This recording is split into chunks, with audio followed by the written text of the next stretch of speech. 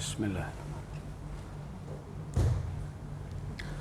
Assalamualaikum warahmatullahi wabarakatuh.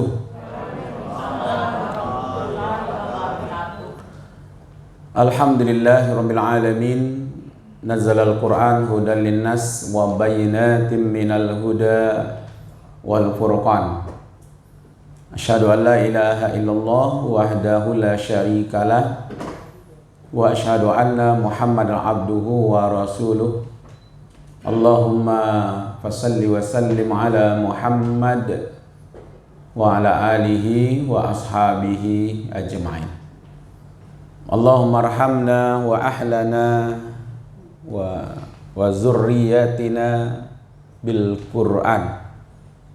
Allahumma akhrimna wa ahlana bil Qur'an. Allahumma inna nas'aluka ilman nafi'an wa rizqan tayyiban wa amalan mutakabbilan. Qala Allah Ta'ala fil Qur'anil Karim, a'udzu billahi minasy syaithanir rajim. Bismillahirrahmanirrahim. Wa siyabaka fatahhir. Wa fil ayatil ukhra, innallaha yuhibbut tawwabin wa yuhibbul mutatahhirin.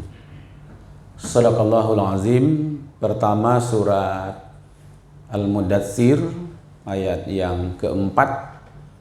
Kemudian surat Al-Baqarah ayat 222.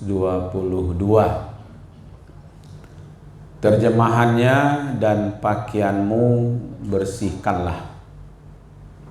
Sesungguhnya Allah menyukai orang-orang yang bertaubat dan menyukai orang-orang yang mensucikan dirinya. Maha benar Allah yang Maha Agung. Bapak, ibu-ibu jemaah pengajian yang tidak saya sebutkan pangkat jabatan yang hadir ini, semuanya kita hormati dan kita bersyukur kepada Allah Subhanahu wa taala. Alhamdulillah diberi kesempatan untuk melaksanakan kajian-kajian agama kita. Yang pada pertemuan kali ini kita akan bahas dulu tentang hadas dan najis.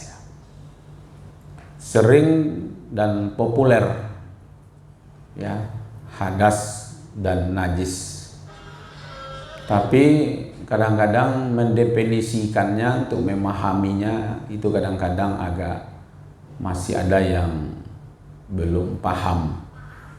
Mudah-mudahan kita yang hadir ini nanti bisa memahami apa itu hadas dan apa itu najis, gitu ya.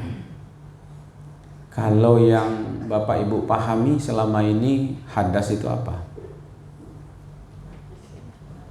Nah, yang hadas itu apa? Apa? Najis dari dalam. Yang lain? Kalau najis, najis dari dalam. Kalau hadas dari luar. Baik. Yang bagian kanan saya ada enggak? Hadas kecil, hadas besar. Baik. Apa lagi? Najis, najis berat, najis ringan, najis menengah. Baik. Jadi memang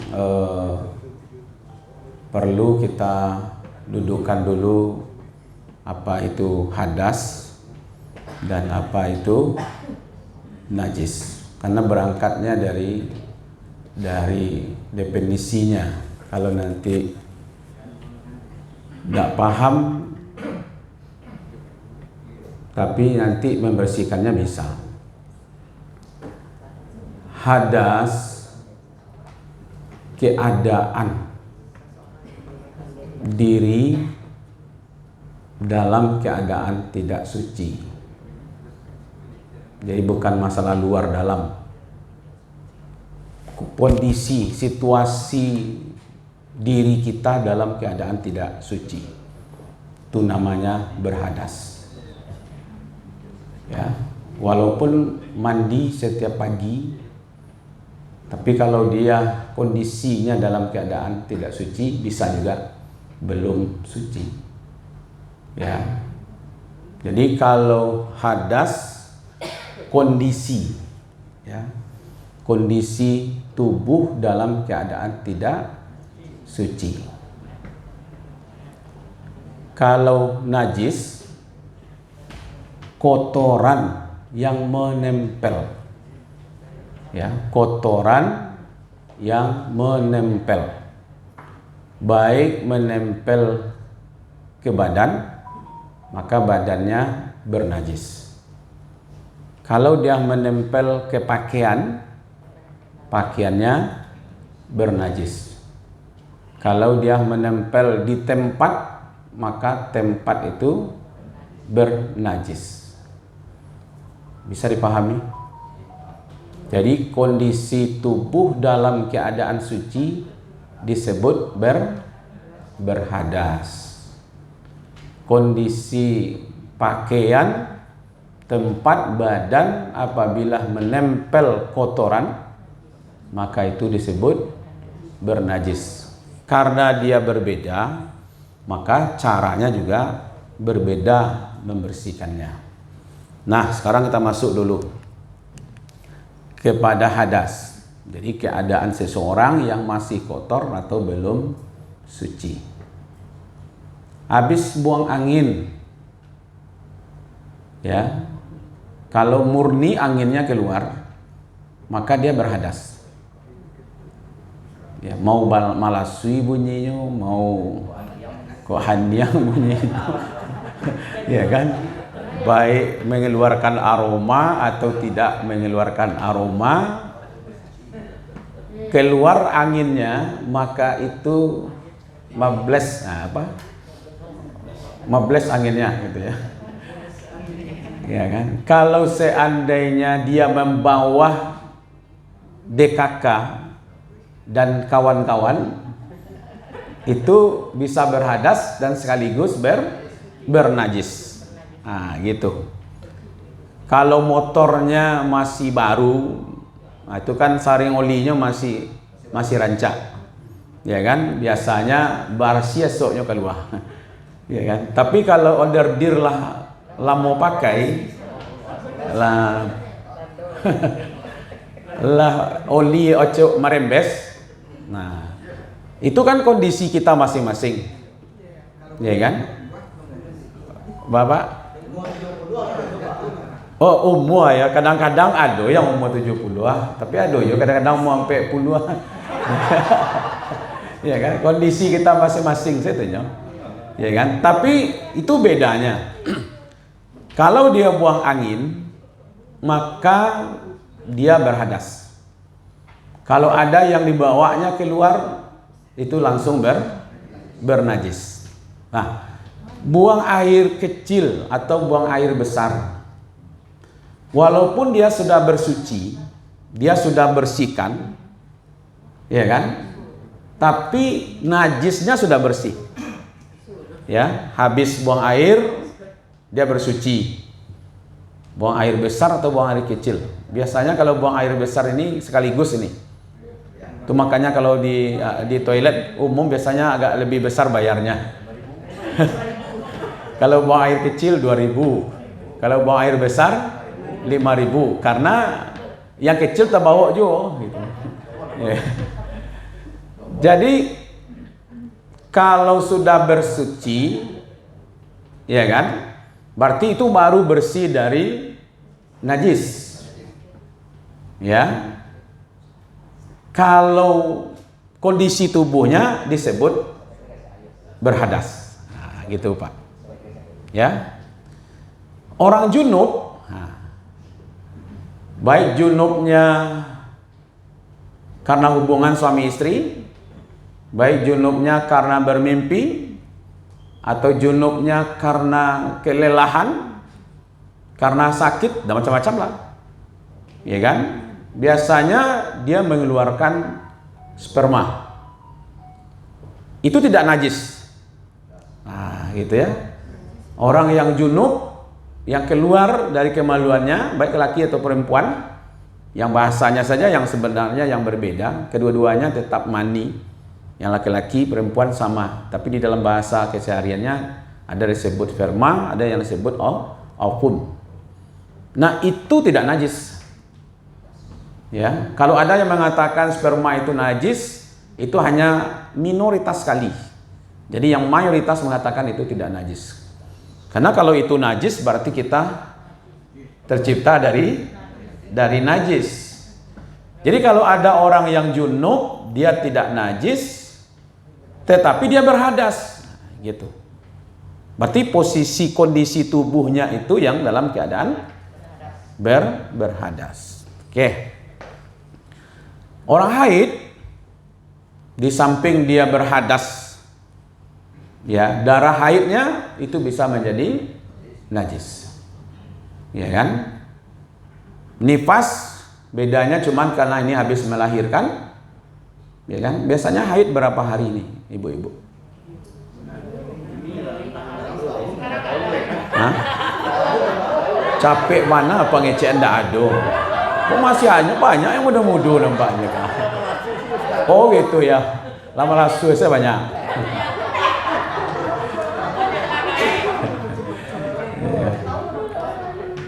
Lama nafas adanya alun, ya kan? Nanalah halah juga, nalun juga. Nah,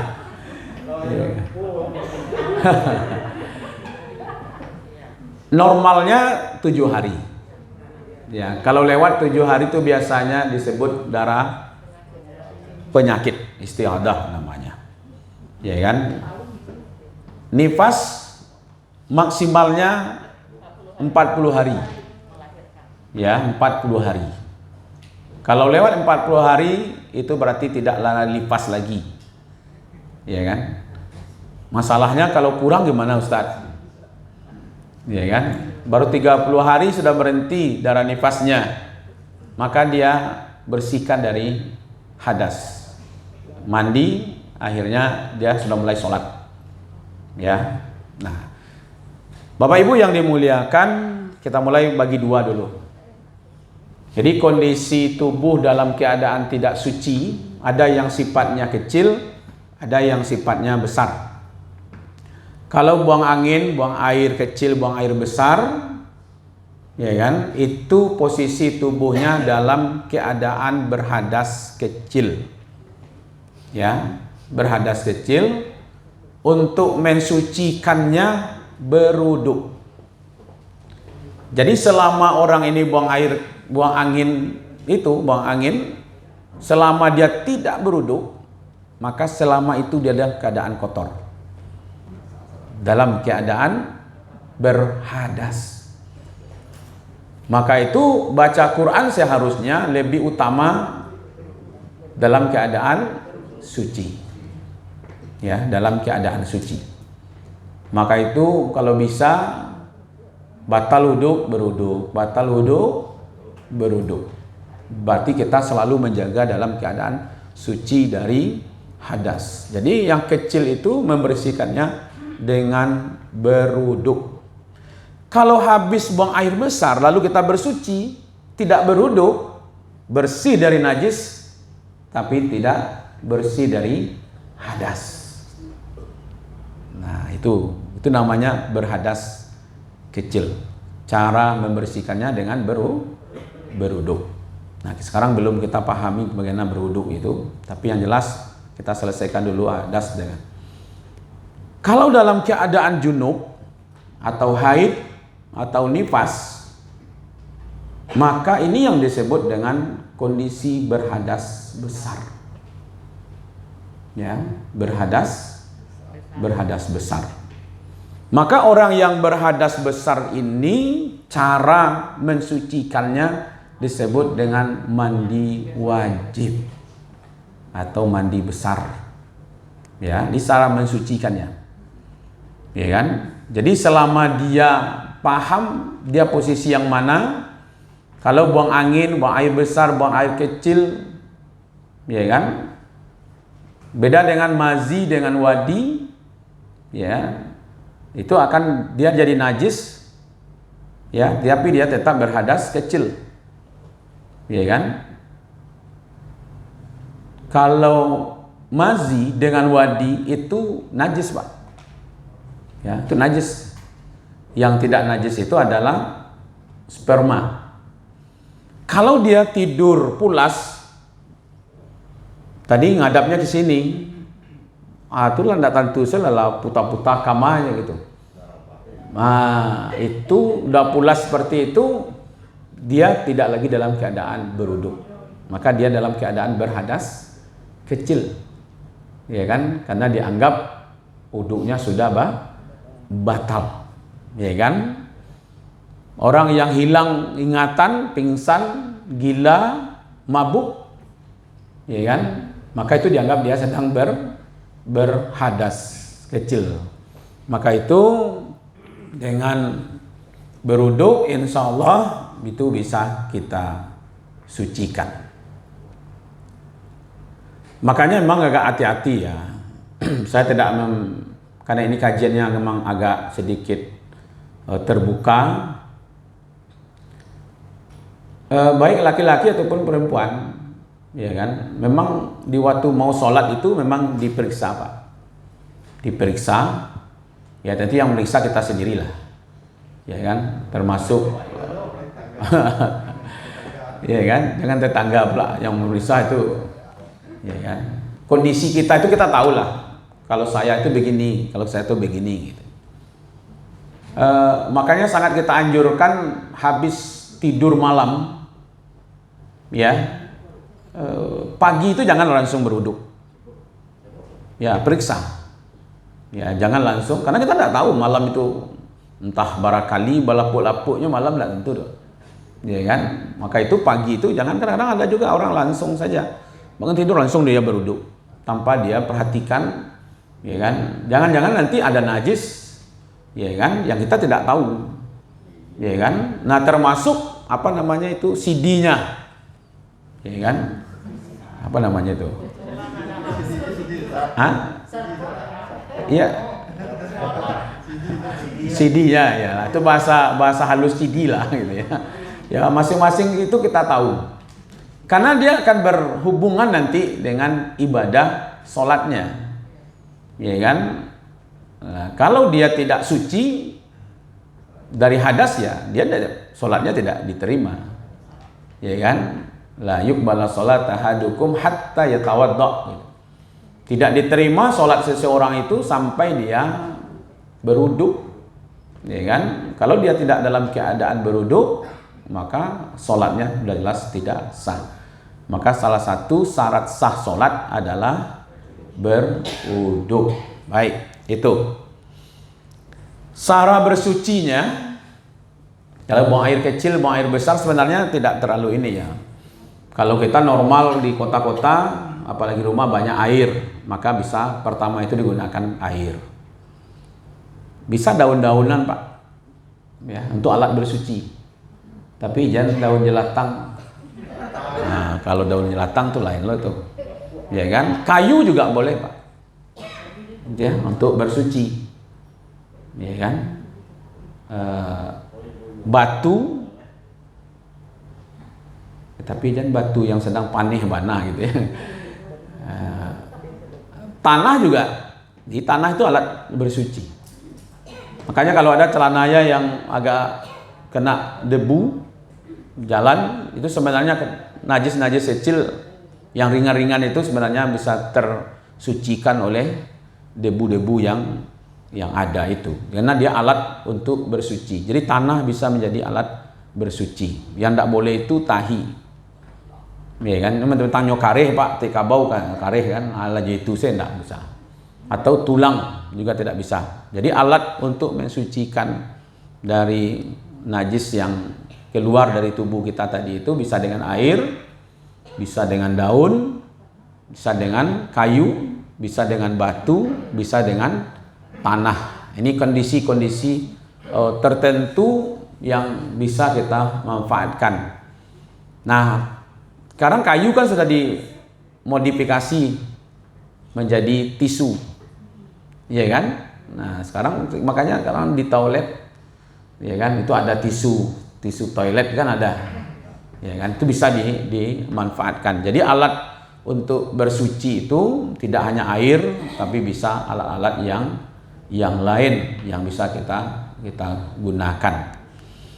Nah, Bapak Ibu yang dimuliakan, kalau hadas besar itu junub, haid, nifas, maka dia mandi wajib. Nah, mudah-mudahan mandi wajib bagaimana Rasul mengajarkan itu kita sudah pas gitu. Nah, kalau belum kita lihat di sini. Pertama, berniat akan mandi wajib. Cuci kemaluan, basuh anggota wudhu dimulai dari yang kanan. Ini proses. Kalau alun lain berarti lah talambe awak mengaji, ya kan? Kalau alun ado berwudhu, mandi wajibnya tidak berwudhu selama ini berarti talambe awak mengaji. Ya, jadi berwudhu, kemudian baru basuh, siram nyata semuanya, kemudian terakhirnya diakhiri dengan membasuh kaki. Kalau ini proses yang kita lakukan, habis mandi wajib, kita boleh langsung sholat, Pak. Nah, bisa langsung sholat. Karena mandi wajib membersihkan dari hadas besar. Kalau berwudu, membersihkan dari hadas kecil. Pertanyaannya, kalau yang gadang berhasil, kira-kira ngetek, Pak? Makanya Rasulullah sering kalau sudah habis mandi wajib, beliau tidak lagi melaksanakan wudu. Tapi cara mandi wajibnya ini tolong diperhatikan. Makanya di sini ada tadi membasuh anggota wudu mulai dari yang kanan. Itu bahasanya sebenarnya sederhananya berwudu dulu sebelum mandi.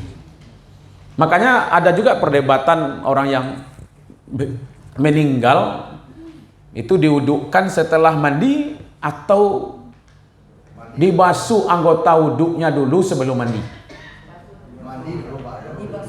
Hah?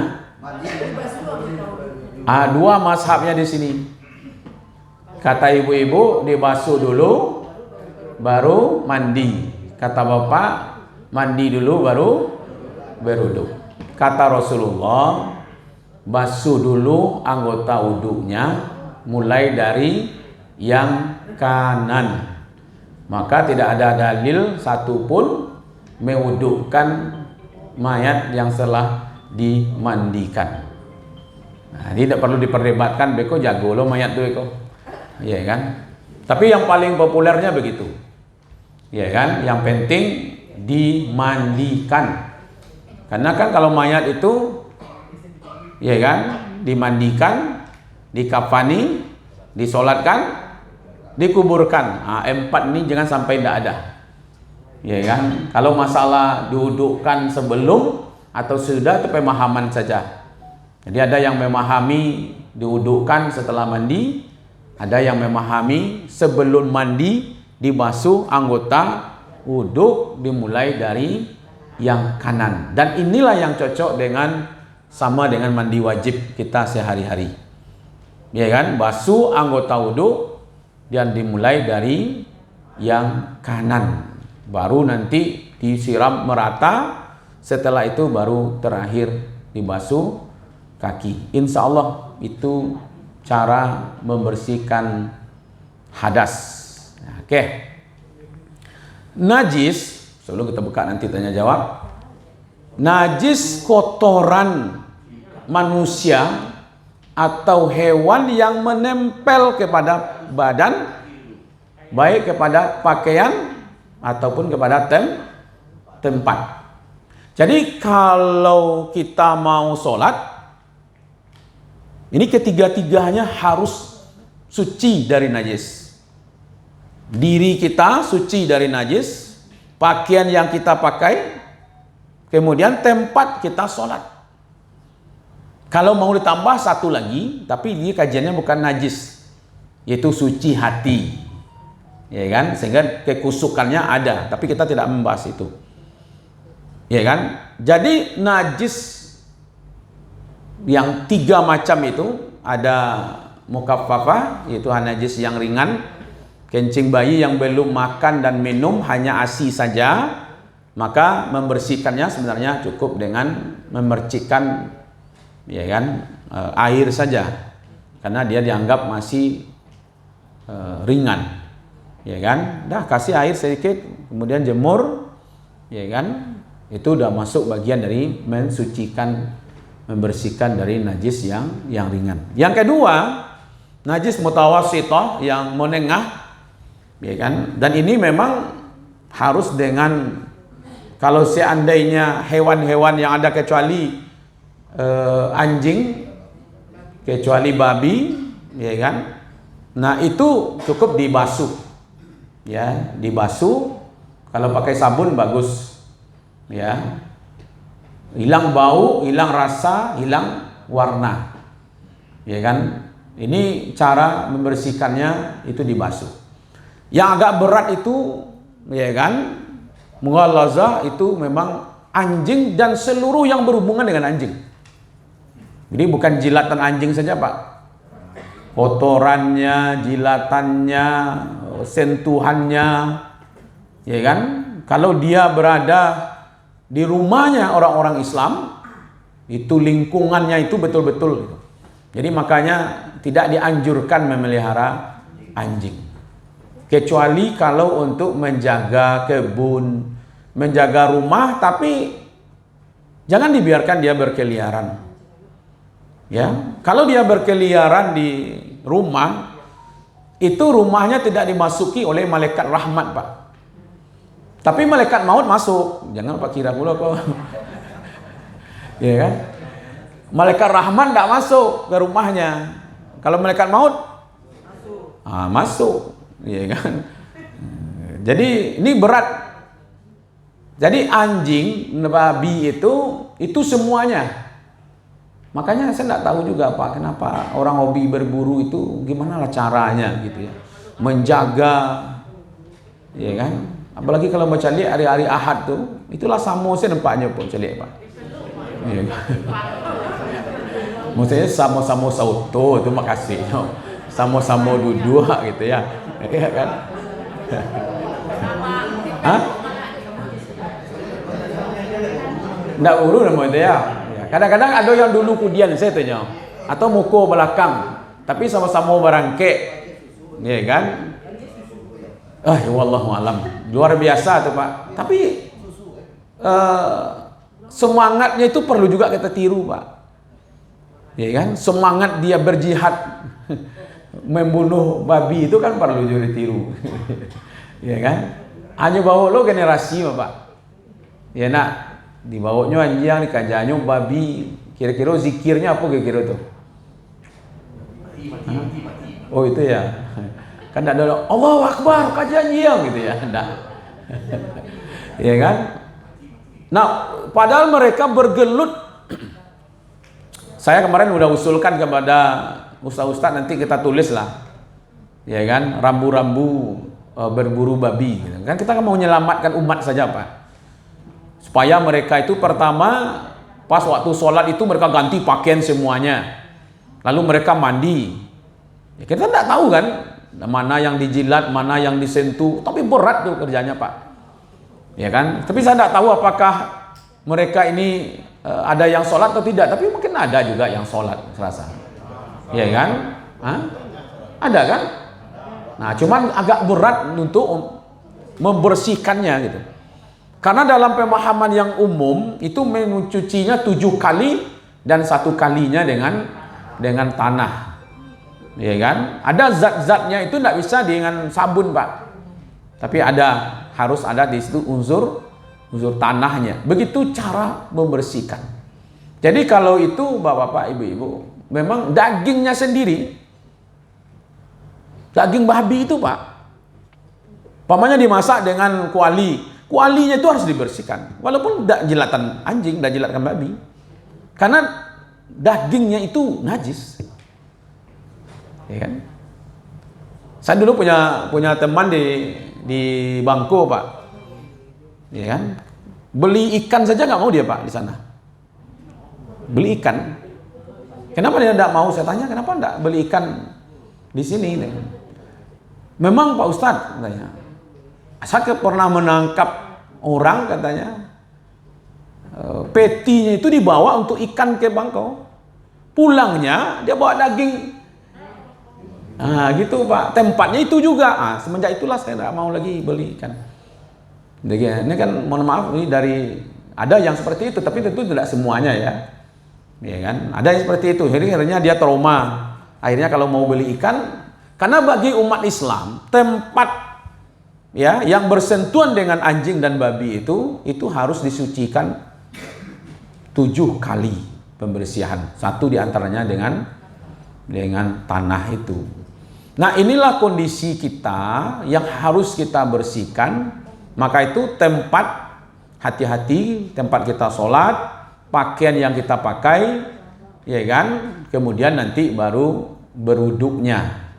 Karena berwuduk itu membersihkan dari hadas, ya kan? Nah, kemudian jadi dua-dua itu memang harus suci. Maka orang yang sholat itu sebenarnya orang yang suci dari hadas dan suci dari najis, ya kan? Maka itu Allah itu Al-Qudus, ya kan, yang maha suci, maka bisa didekati dalam keadaan suci. Baik, itu materi untuk pengantar saja Bapak Ibu, dan kita lanjutkan tentang